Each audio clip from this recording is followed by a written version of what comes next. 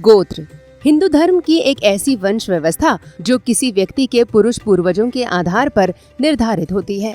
इसको लेकर ऐसा कहा जाता है कि इसका निर्धारण इस संसार में ऋषियों के नाम पर किया गया है, जिसमें प्रमुखता से ऋषि कश्यप का नाम आता है। वहीं इसकी पहचान सामाजिक नजरिए से भी होती है, जो शादी विवाह में महत्वपूर्ण भूमिका निभाता है। हालांकि गोत्र को लेकर एक सच्चाई ये भी है कि प्राचीन काल में लोगों की शैक्षिक कुशलता की पहचान उनके गोत्र से ही हो जाती थी। दरअसल आज के गूगल युग की पीढ़ी गोत्र जैसे शब्दों से अनजान है। वो इन शब्दों के प्रति उदासीन सी दिखाई देती है। इसके पीछे की वजह बदलते समाज के साथ बदल रही हमारी शिक्षा व्यवस्था भी है, जिसमें बड़े बड़े शिक्षण संस्थान उच्च शिक्षा देने का दंभ तो भरते हैं, लेकिन वे किसी भी विद्यार्थी को उसकी जड़ता से जोड़कर शिक्षित करने का काम नहीं करते। यहाँ तक कि ऐसी संस्थाएं लड़कों को कुशल बनाने का काम तो कर रही हैं, लेकिन वे उन बच्चों को उनके संस्कार के बारे में तनिक ज्ञान भी नहीं दे रहे।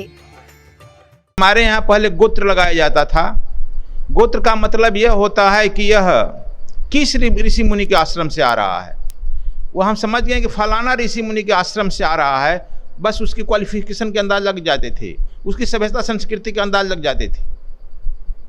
और अभी भी हम लोग देखते हैं कि किसी लड़की के शादी में किस माँ बाप की यह लड़की है, उस माँ बाप के आकलन से उस लड़की का आकलन लग जाता था।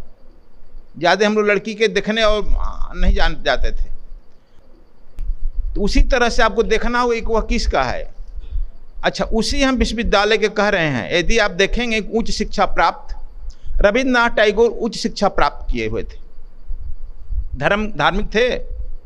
बंगाल के ही रमन गोवा में आश्रम बनाए, उच्च शिक्षा प्राप्त किए हुए, विदेश से आए थे। महात्मा गांधी और डॉक्टर राजेंद्र प्रसाद, पंडित जवाहरलाल नेहरू सब उच्च शिक्षा प्राप्त किए हुए थे, नहीं थे। ये आधुनिक युग के ही बता रहे हैं। तो यह देखना, यही हम कहे कि ये लोग कहाँ के हैं। अब देखिए, दिल्ली यूनिवर्सिटी के हम बता ही रहे हैं, 2 आदमी मेरे नज़दीक आए थे।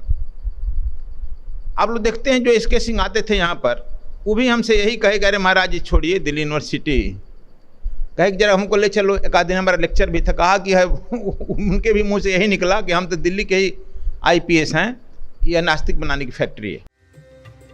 गोत्र के बारे में अवगत कराते हुए सद्गुरु धर्म पर अपनी बात रखते हैं। वे कहते हैं कि धर्म कभी हमें हिंदू मुस्लिम करना नहीं सिखाता, बल्कि कर्म करना सिखाता है। यदि धर्म को किसी व्यक्ति या पंथ विशेष से परिभाषित होना होता तो भारत के पूर्व राष्ट्रपति APJ अब्दुल कलाम मुस्लिम होकर गीता का पाठ नहीं करते, जो हिंदू धर्म के सबसे बड़े ग्रंथों में शामिल है। सद्गुरु आगे कहते हैं कि जिन कर्मों से हम अपनी आत्मा को प्राप्त करते हैं वही धर्म है, चाहे उसका रास्ता सामाजिक कार्यों से जाए या फिर धार्मिक। मनीष आता है ना, क्या ना, मनीष गोस्वामी, उसका बाप जो है मिसाइल मैन अब्दुल कलाम के साथ साइंटिस्ट था। बुढ़ा, हमसे ज्यादा उम्र का, दीक्षा लिया, पूजा करता है, पहले से ही पुजेड़ी है बहुत भगवान। अब्दुल कलाम मिसाइल था, मुसलमान था, लेकिन गीता का रोज पाठ करते थे, पूजा करते थे, ध्यान करते थे। दूसरे एक बक्सर के भी हैं, अखौरी गोविंद सिंह, पहला व्यक्ति हैं इंडिया के जिसको भटनागर अवार्ड और शादी होने के बाद जमीन और आकाश के बीच में हनीमून के लिए भारत सरकार रखी थी इंदिरा गांधी के टाइम में। और सोलर एनर्जी के वर्ल्ड सेक्रेटरी हैं। वो मुझसे मिलने आते थे और उद्यान की विधि हमसे सीखे थे। संजोग से उनका बर्थ प्लेस बक्सर था, ध्यान की विधि हमसे सीखे थे। 3 भाई थे, एक अपने साइंटिस्ट, दूसरा भाई IPS बिहार से ही रिटायर्ड किया, और एक भाई डॉक्टर। तीनों भाई धार्मिक था। ये अपना हम प्रमाण तुमको दे रहे हैं। और IAS IPS लोग दिखता ही है, बहुत लोग साथ हैं, ध्यान पूजा करते हैं। तो यह हम लोग तथाकथित कुछ लड़के हो जाते हैं जिनको बचपन से हम ऐसा शिक्षा दिए हैं, उनका भी दोष किया है, तो उसी को लोग कहते हैं। कहते हैं कि हमारे साथ वही थी, सबको नहीं मानती थी। अब राम की कथा कह रही है, अधकचरा शिक्षा पाने पर हो जाता है। शिक्षा पाओ और ठीक ठीक धर्म की बात करो। धर्म का अर्थ ढोंग नहीं होता है। कल हम बता रहे थे, धर्म जिन कर्मों से हम आत्मा को प्राप्त करते हैं, जिन क्रियाओं से हम आत्मा को प्राप्त करते हैं, वही धर्म कहलाता है।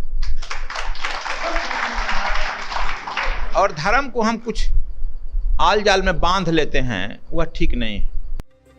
तो दोस्तों, ये गोत्र को लेकर सद्गुरु स्वामी कृष्णानंद जी के विचार हैं। क्या सोचते हैं आप इस वीडियो को लेकर? कमेंट करके जरूर बताएं। और सद्विप्र समाज सेवा संस्थान व सद्गुरु धाम से जुड़ने और अपना योगदान देने के लिए स्क्रीन पर दिए गए QR कोड को जरूर स्कैन करें। धन्यवाद आपका।